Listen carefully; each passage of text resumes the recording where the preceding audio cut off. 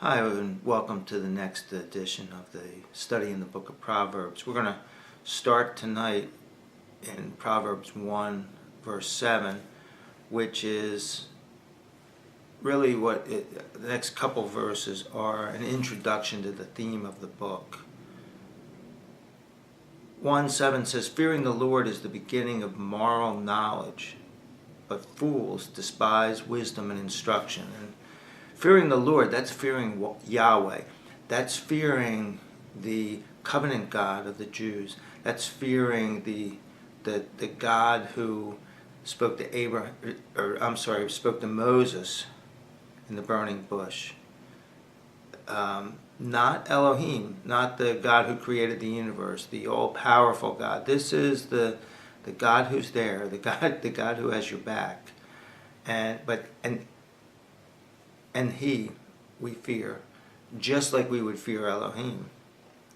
Now the word for knowledge here is da'at, and it means both cognitive but also experiential knowledge. You're supposed to build on the knowledge that you acquire as you become an adult, as you go through your adult years.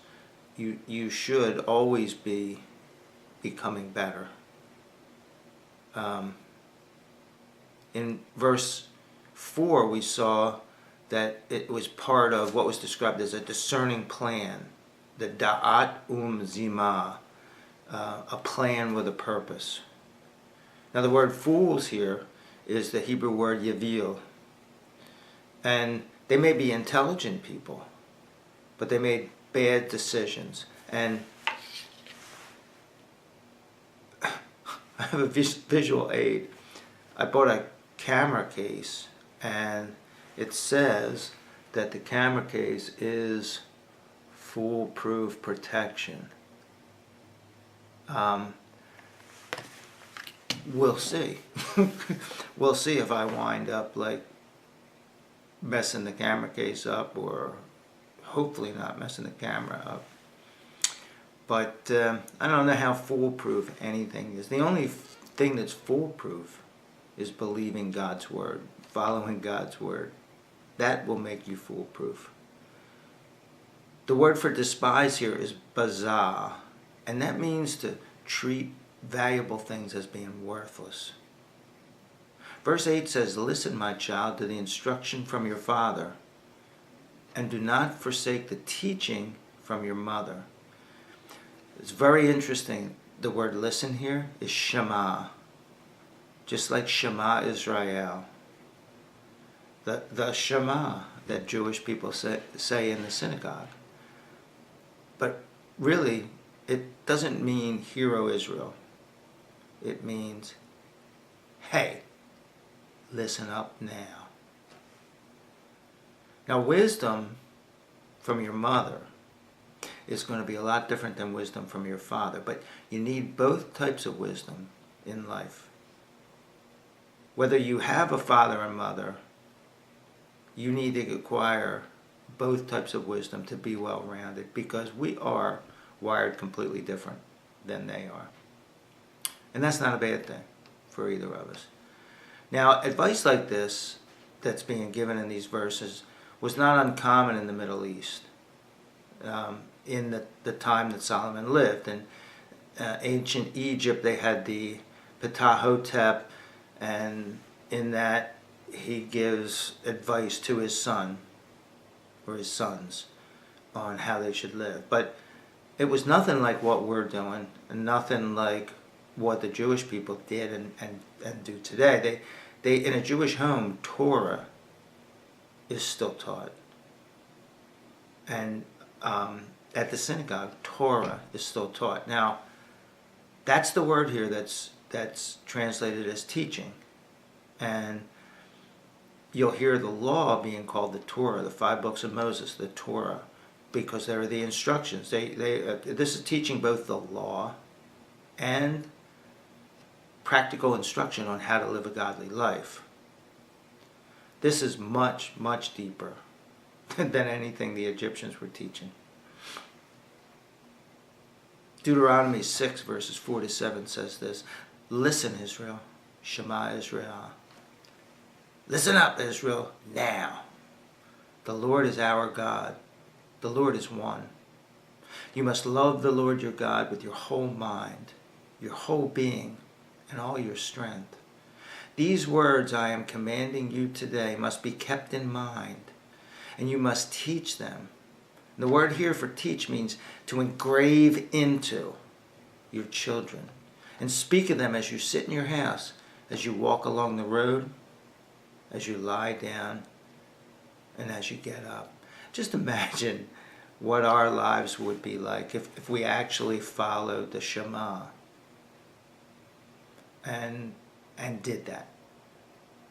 That we discussed with our families God's Word that often in our lives. That we kept God's Word in front of us. Not just reading it, in doing it, talking about it. Living the life. Just imagine the blessings. Now verse 9 says, "For they will be like an elegant garland on your head and like pendants around your neck." The garland and pendants are outward signs. And this is what it's like. If you lead this kind of life where you're following the advice of your Father, then people are going to see it. They're going to see it on you. Like if you win the race, you wear that garland proudly.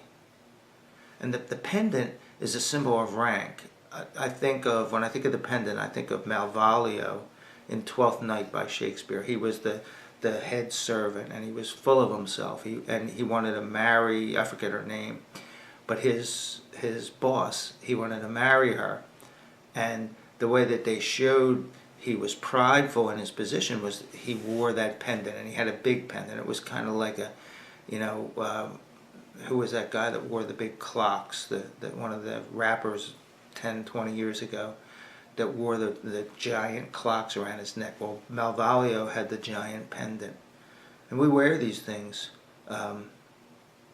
I recently did. I ran the Miami Marathon now. It was the 45th marathon that I ever ran, but it meant more to me than even the first one that I ever ran, because I hadn't run one since I got sick. And cancer took away a lot of my stamina, it put years on my life. Those who know me through more than just this lens will know. They'll look at me and go, "Oh, you look a lot older." But I wanted to see if I had one more marathon in me, and I trained for about 5 or 6 months, and I slowly crossed the finish line. But I crossed it, and I wore what in ancient times would have been a garland, but they didn't give you a garland to wear around your head, and I quite honestly would have looked pretty silly coming back on the metro with my garland on. But I did wear my medal, which is just like a pendant, and I wore it proudly, and I showed it off to people.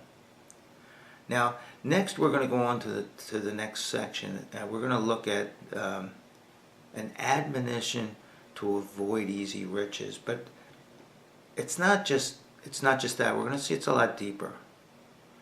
It's going to talk about sinners, and the word for sinners is kata. You'll hear people say it means missing the mark, but it really doesn't mean that. It's used one time in the Bible for a marksman missing the mark. What this means in general, and in particular in this passage, is a deliberate sinner. Somebody who does this, breaks the rules knowingly, intentionally, willfully, has the mens rea. Verse 10 says, "My child, if sinners try to entice you, do not consent. If they say, 'Come with us,' we will lie in wait to shed blood. We will ambush an innocent person capriciously," that means on a whim. "We will swallow them alive like Sheol, like hell.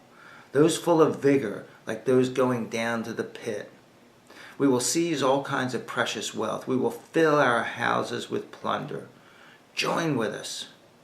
We will all share equally in what we steal. My child, do not go down their way. Withhold yourself from their path, for they are eager to inflict harm, and they hasten to shed blood. Surely it is futile to spread a net in plain sight of any bird, but these men lie in wait for their own blood. They ambush their own lives. Such are the ways of all who gain profit unjustly. It takes away the life of those who obtain it. So what Solomon's saying here is that people that do this never really win. They may look like they're winning, but trust me, I have dealt with people who owe federal taxes for years, and people who are trying to get away with something are always looking over their shoulder, always trying to figure out who's watching them, when they're going to get caught. And another thing is, once you start in the criminal lifestyle, it's very hard to break away. Not only do you not have a resume that's not filled with holes of, well, what were you doing for these few years? Well, I was robbing banks. But just you don't know how to live a straight life. You don't know how to have just a normal family life, because you're involved in criminality. You're involved with criminal types, and that becomes who you are. And so you can't make it in the real world. But it's a real temptation, especially to the young. And that's why I believe here, these are admonitions to the young, but they're also admonitions to us. But this temptation for this kind of gain is very tempting when you're young, because you have the peer pressure. You have belonging to the gang, like how great that feels when you're one of the people who belongs to the gang. You get almost instant gratification. You get that adrenaline rush. So it's easy for, not just for a young person to get sucked into this kind of lifestyle, but to congratulate himself or herself on like how bright they are and how successful they are in life. Like, look at me.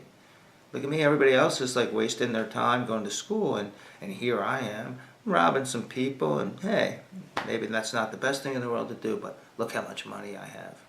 Look how much stuff I can buy. But Romans 1:22 says, although they claimed to be wise, they became fools. And that's the path that life will take you down, the path to become a fool.